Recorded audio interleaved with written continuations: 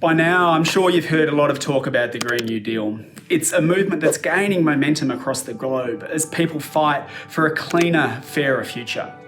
Before the COVID-19 pandemic hit, we were already staring down the threats of climate breakdown and supercharged economic inequality. And these problems were being ignored or made worse by a government that was intent on propping up its big corporate polluter mates instead of investing in people and our future.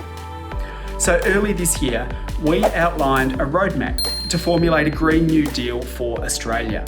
A transformative plan of action where government takes the lead in creating millions of decent jobs and industries and infrastructure that will tackle the climate crisis but also deliver universal services to make sure that no one gets left behind.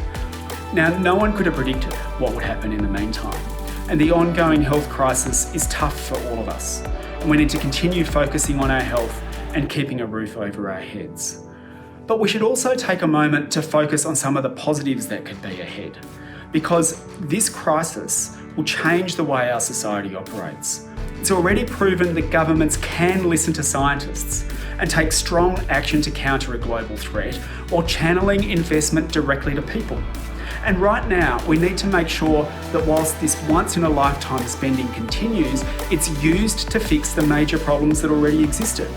And that means being willing to discuss big ideas like universal housing, infrastructure to tackle the climate emergency, jobs guarantees, universal childcare, education, training.